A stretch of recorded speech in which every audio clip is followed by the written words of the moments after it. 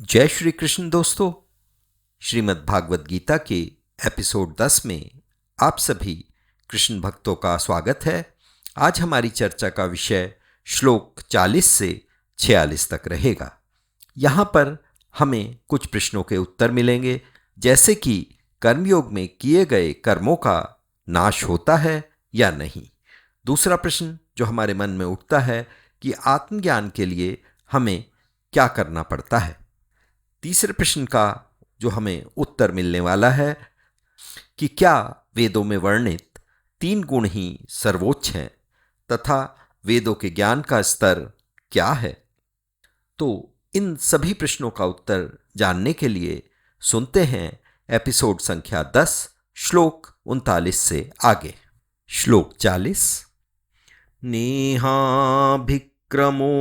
नाशोस्ति प्रत्यवायो न विद्यते स्वल्पमपि यस्य धर्मस्य त्रायते महतो भयात्। यहाँ पर परमात्मा श्री कृष्ण ने कर्म के हानि लाभ के विषय में अर्जुन को समझाया है। कहते हैं कि निष्काम कर्म अर्थात बिना आसक्ति के किया गया कार्य करने में कोई भी हानि नहीं होती और थोड़ा सा भी इस मार्ग पर चलने से यह हमारी भय से रक्षा भी करता है, अर्थात हमें निम्न लोकों में, निम्न योनियों में जन्म लेने के भय से मुक्ति देता है। ये प्रभाव परमात्मा ने निष्काम कर्म के लिए कहे हैं। सकाम भौतिक कर्मों के लिए ऐसा नहीं कहा गया है, क्योंकि भौतिक कर्मों के फल तो शरीर के साथ साथ समाप्त हो जाते हैं। जैसा कि आपने बहुत सारा पैसा सुख कमाया हो, परंतु मृत्यु के उपरांत ये सब कुछ भी आपके साथ नहीं जा पाता। श्लोक संख्या 41। व्यवसायात्मिका बुद्धि एकेह कौरुनंदना बहुशाखाः नाम्ताश्च बुद्धियो अव्यवसायिनाम्। अर्थात यहाँ पर कृष्ण जी अर्जुन को समझा रहे हैं कि कर्म मार्ग पर जो भी चलता है उसकी बुद्धि एक लक्ष्य पर केंद्रित निश्चय वाली होती है, जबकि या फल की इच्छा रखने वालों की बुद्धि बहुत सारे लक्ष्य वाली, अनंत इच्छाओं वाली और अनंत शाखाओं में बटी हुई होती है। अर्थात उनको बहुत सारे विचार आते हैं और वो एकाग्र नहीं हो पाते। श्लोक संख्या 42-43। यामिमां पुष्पितां वाचं प्रवदन्त्य विपश्चिताः वेदवादरता पार्था नान्यादस्तीति वादिना कामात्मानः स्वर्गपरा जन्म कर्म फलः प्रदां क्रियाविशेष बहुलां भोगे ऐश्वर्य गतिम प्रति।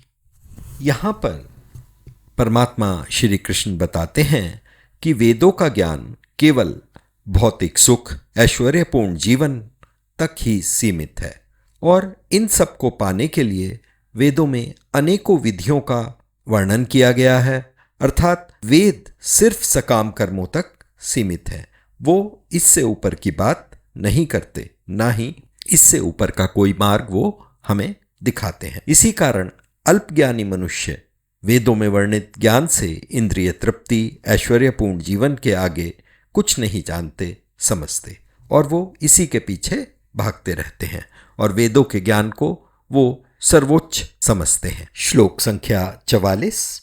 भोगैश्वर्य प्रसक्तानां तयापहत चेतसां व्यवसायात्मिका बुद्धि समाधौ न विधीयते।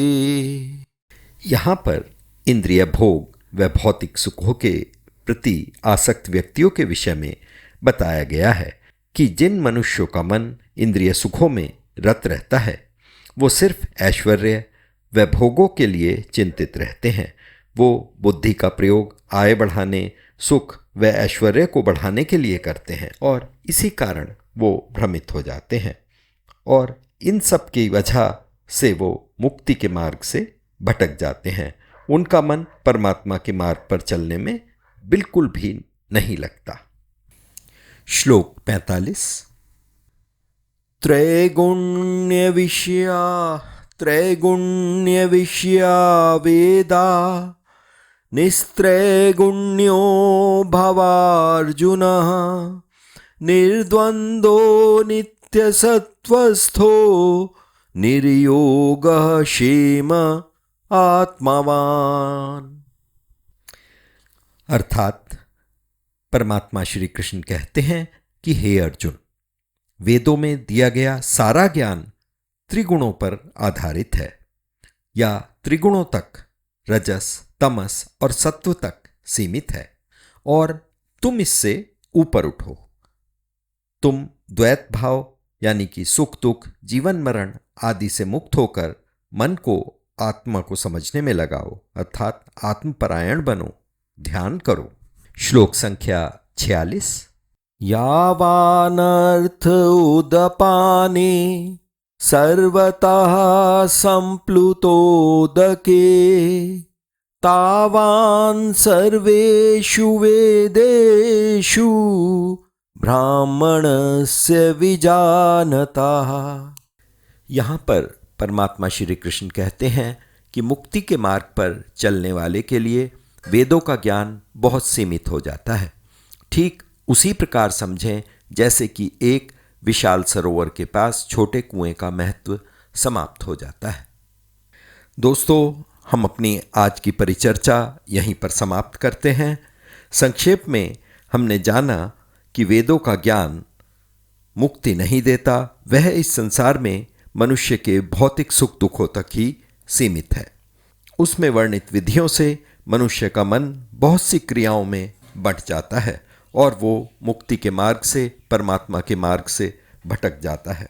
यहाँ पर परमात्मा श्री कृष्ण ने अर्जुन की उस भ्रांति को दूर करने का प्रयास किया जिसमें अर्जुन को लगता था कि वेदों का ज्ञान सर्वोच्च है और उससे परम हितकारी मनुष्य के लिए कुछ भी नहीं है। अगले एपिसोड में हम श्लोक संख्या 47 का विस्तृत वर्णन करेंगे। उसमें सिर्फ एक ही श्लोक रहेगा और यह श्लोक अत्यंत